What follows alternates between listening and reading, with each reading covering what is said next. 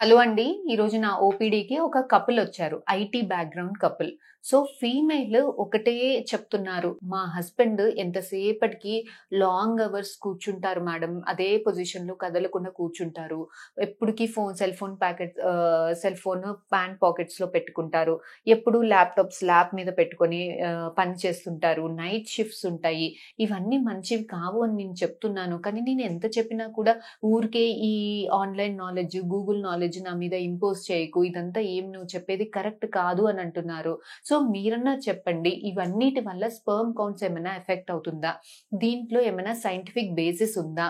అని నన్ను అడుగుతున్నారు. సో, నేను మీ doctor Anusha Reddy, fertility expert, 49 fertility centre Warangal branch. మనం ఈరోజు ఈ వీడియోలో ఇలాంటి ఇబ్బందులనేవి, డౌట్స్ అనేవి ప్రతి ఒక్కరికి ఉంటాయి కదా! సో, ఇవన్నీ కరెక్టేనా? దీనివల్ల మనకి నిజంగా స్పెర్మ్ కౌంట్ ఏమన్నా తగ్గుతుందా? అని అందరికీ ఉంటుంది గదా! సహజంగా డౌట్స్. సో, మనం ఈరోజు ఈ వీడియోలో ఈ టాపిక్ గురించి మాట్లాడుకుందాం. యూజువల్‌గా మగవాళ్ళకి టెస్టిస్ అనేది బయట ఉంటుంది. బాడీలో నుంచి బయట ఉంటుంది. ఒంట్లో ఎందుకుండదు? బయట ఎందుకుంటుంది స్క్రోటల్ సాక్స్‌లో అనంటే, మనకి స్పెర్మ్ ప్రొడ్యూస్ అవ్వాలి అనంటే బాడీ టెంపరేచర్ కన్నా ఒక 2-4 డిగ్రీ సెంటిగ్రేడ్ తక్కువగా ఉండాలి. కూలర్ టెంపరేచర్స్‌లో ఉన్నప్పుడు స్పెర్మ్ ప్రొడక్షన్ అనేది మంచిగా జరుగుతుంది అన్న ఉద్దేశంలో. మీరెప్పుడైతే ఎక్కువ సేపు కూర్చున్నారో 1 అవర్, 2 అవర్స్, 3 అవర్స్ ఇలా కూర్చున్నారో, సో, కాలు మీద కాలేసుకొని కూర్చున్నప్పుడు కూడా లాంగ్ అవర్స్‌లో కూర్చున్నప్పుడు, లాంగ్ డ్రైవ్‌కెళ్ళినప్పుడు గాని, వర్క్ ప్లేసెస్‌లో లాంగ్ డ్యూరేషన్ కూర్చున్నప్పుడు స్క్రోటల్ టెంపరేచర్ అనేది ఒక 2-3 డిగ్రీ సెంటిగ్రేడ్ టెంపరేచర్ అనేది ఎక్కువగా ఉంటుంది. సో, ఇలా ఎక్కువ టెంపరేచర్స్‌లో స్పెర్మ్ ప్రొడక్షన్ అనేది స్లో డౌన్ అయిపోతుంది. అదే కాకుండా సెల్ ఫోన్స్ ప్యాంట్ పాకెట్‌లో పెట్టుకున్నప్పుడు కూడా ఈ సెల్ ఫోన్‌లో నుంచి వచ్చే రేడియేషన్స్ వల్ల స్పెర్మ్ కౌంట్ గాని, కదలికలు గాని, డీఎన్ఏ లోపల జెనెటిక్ మెటీరియల్ ఫ్రాగ్మెంటేషన్ కానీ ఎక్కువైపోతుంది. సో, స్పెర్మ్ క్వాలిటీ అనేది తక్కువైపోతుంది. అదే కాకుండా ల్యాప్ మీద పెట్టుకొని పని చేసినప్పుడు కూడా లోకల్ టెంపరేచర్ రైజ్ అవ్వడం వల్ల స్పెర్మ్ కౌంట్, క్వాలిటీ తక్కువయ్యేదానికి అవకాశాలు చాలా ఎక్కువగా ఉన్నాయి. ఇదంతా గాకుండా నైట్ షిఫ్ట్స్ ఇప్పుడు ఐటీ జాబర్స్ అందరూ కూడా నైట్ షిఫ్ట్స్ చేస్తుంటారు. సో, నైట్ షిఫ్ట్ చేసుకుంటే ఏంటి మేడం పొద్దున్నంతా బానే పడుకుంటాం కదా! అని అంటుంటారు. కాకపోతే ఈ మెలటోనిన్ అనే హార్మోన్ కానీ, టెస్టోస్టెరోన్ అనే హార్మోన్ కానీ డార్క్ నైట్స్‌లో ఎక్కువగా ప్రొడ్యూస్ అవుతుంది. సో, ఎప్పుడైతే మీరు నైట్ షిఫ్ట్స్ చేస్తున్నారో ఈ హార్మోనల్ ప్రొడక్షన్ అనేది తగ్గిపోతుంది.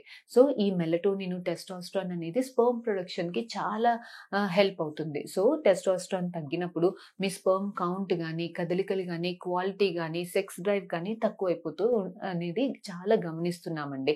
ఇదే కాకుండా చాలామంది ఏం చేస్తారు వచ్చేటప్పుడు టేక్ హోమ్ పార్సెల్స్ తెచ్చుకుంటారు. అదే ప్లాస్టిక్ ర్యాపర్స్‌లో తెచ్చుకొని మైక్రోవేవ్‌లో వేడి చేసుకొని తినేస్తుంటారు. యూజువల్‌గా ఇదంతా జరిగేదే కదా!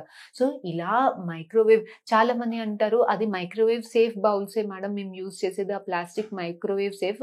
ఆ మైక్రోవేవ్‌తో పాటే వచ్చింది దాంట్లోనే పెట్టుకొని వేడి చేసుకుంటాం" అని అనుకుంటారు. కానీ ఈ మైక్రోవేవ్ సేఫ్ ప్లాస్టిక్స్ కూడా మనం మైక్రోవేవ్‌లో వేడి చేసినప్పుడు చానా కెమికల్ డిస్రప్టర్స్ అన్నమాట.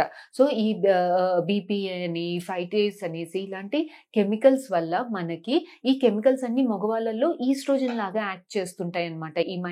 ఈ ప్లాస్టిక్ వేడి చేసినప్పుడు వచ్చే హార్మ్‌ఫుల్ కెమికల్స్ అన్నీ మగవాళ్ళలో ఈస్ట్రోజన్ హార్మోన్ లాగా యాక్ట్ చేయడం వల్ల ఈ ఎండోక్రైన్స్ అన్నీ హార్మోన్స్ అన్నీ కూడా మెస్‌అప్ అయిపోతుంటాయి. సో, ఇలా అవ్వడం వల్ల మనకి స్పెర్మ్ ప్రొడక్షన్ గాని, క్వాలిటీ గాని చాలా తక్కువయ్యేదానికి స్కోప్స్ చాలా ఎక్కువగా ఉన్నాయి.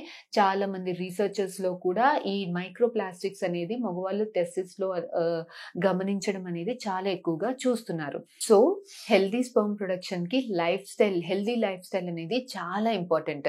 ఈ స్మోకింగ్ చాలా మంది అనుకుంటారు ఓన్లీ స్మోకింగే చేయట్లేదు గదా! గుట్కా, పాన్ ఈజ్ ఓకే అని అనుకుంటారు. కానీ tobacco in any form smoking కానీ, పాన్ కానీ చాలా హార్మ్‌ఫుల్. సో, ఇది డైరెక్ట్‌గా స్పెర్మ్ ప్రొడక్షన్ మీద ఎఫెక్ట్ పడుతుంది. సో, ఆల్కహాల్ కన్జంప్షన్ తగ్గించి, స్మోకింగ్ కంప్లీట్‌గా అవాయిడ్ చేసి, హెల్తీ లైఫ్ స్టైల్ అలవర్చుకొని, కా హోమ్ మేడ్ డైట్ ఫాలో అయ్యి, హెల్తీ లైఫ్ స్టైల్ యూజ్ చేసినప్పుడు స్పెర్మ్ ప్రొడక్షన్ కూడా చాలా బాగా ఉండేదానికి, యూజువల్‌గా ఏమైనా మైనర్ అబ్నార్మాలిటీస్ ఉన్నా కూడా హెల్తీ లైఫ్ స్టైల్ వల్ల కరెక్ట్ అయ్యేదానికి, రీగెయిన్ అయ్యేదానికి చాలా ఎక్కువ ఛాన్సెస్ ఉంది.